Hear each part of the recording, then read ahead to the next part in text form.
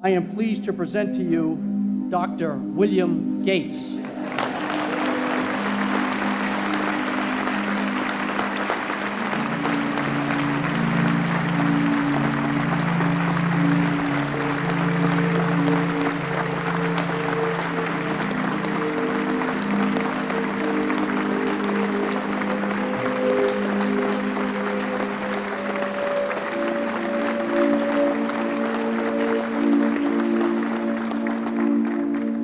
Thank you.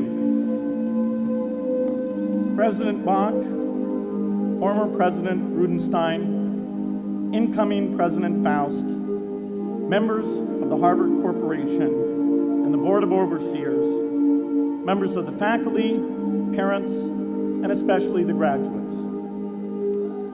I've been waiting more than 30 years to say this. Dad, I always told you I'd come back and get my degree.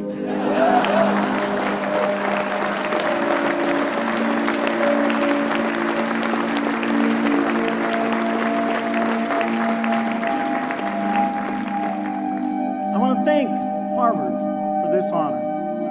I'll be changing my job next year, and it will be nice to finally have a college degree on my resume. I applaud the graduates for taking a much more direct route to your degrees. For my part, I'm just happy that the Crimson called me Harvard's most successful dropout. I guess that makes me valedictorian of my own special class. I did the best of everyone who failed. But I also want to be recognized as the guy who got Steve Ballmer to drop out of business school.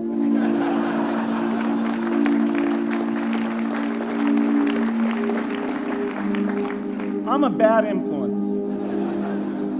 That's why I was invited to speak at your graduation. If I'd spoken at your orientation, fewer of you might be here today.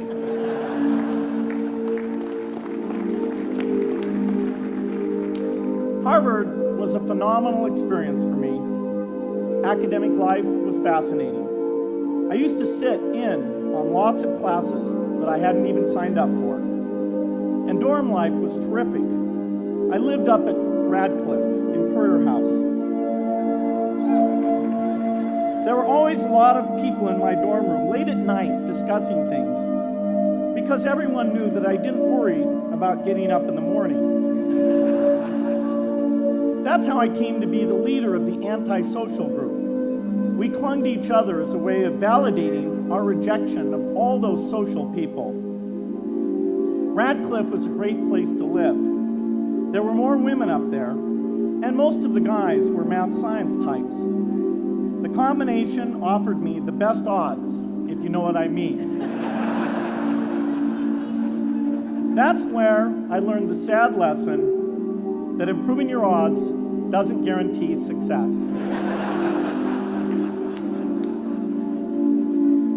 One of my biggest memories of Harvard came in January 1975 when I made a call from Currier House to a company in Albuquerque, New Mexico that had begun making the world's first personal computer. I offered to sell them software. I worried they would realize I was just a student in a dorm and hang up on me. Instead, they said, "We're not quite ready. Come see us in a month," which was a good thing because we hadn't written the software yet.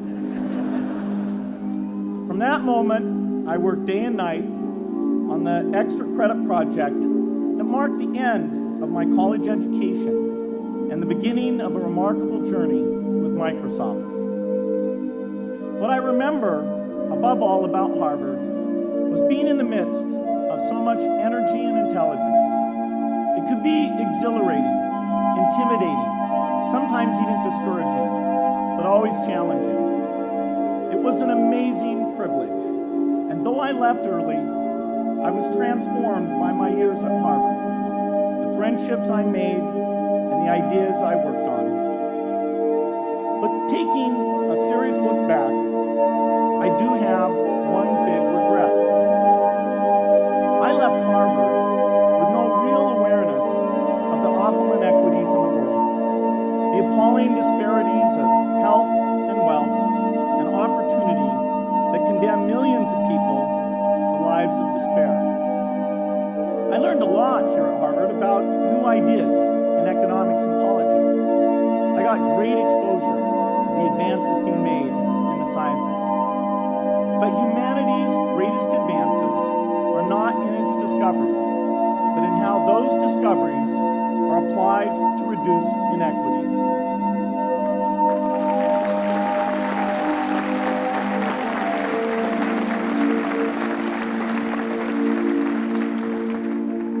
Whether through democracy, strong public education, quality health care, or broad economic opportunity, reducing inequity is the highest human achievement. I left campus knowing little about the millions of young people cheated out of educational opportunities here in this country. And I knew nothing about the millions of people living in unspeakable poverty and disease in developing countries. It took me decades to find out. You graduates came to Harvard at a different time. You know more about the world's inequities than the classes that came before. In your years here, I hope you've had a chance to think about how, in this age of accelerating technology, we can finally take on these inequities and we can solve them. Imagine, just for the sake of discussion, that you had a few hours a week and a few dollars a month to donate to a cause. And you wanted to spend that time and money where it would have the greatest impact in saving and improving lives. Where would you spend it? For Melinda and I, the challenge is the same. How can we do the most good for the greatest number with the resources we have?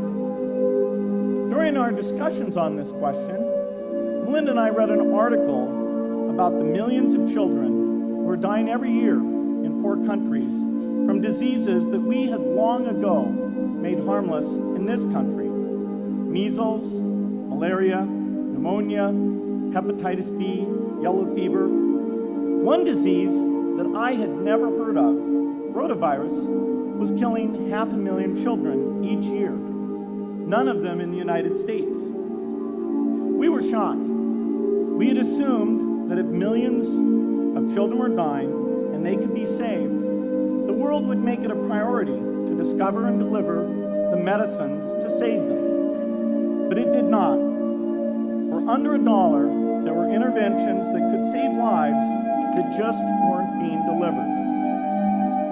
If you believe that every life has equal value, it's revolting to learn that some lives are seen as worth saving and others are not. We said to ourselves, this can't be true, but if it is true, it deserves to be the priority of our giving. So we began our work in the same way anyone here would begin it. We asked, how could the world let these children die? The answer is simple and harsh. The market did not reward saving the lives of these children, and governments did not subsidize it. So the children died because their mothers and fathers had no power in the market and no voice in the system.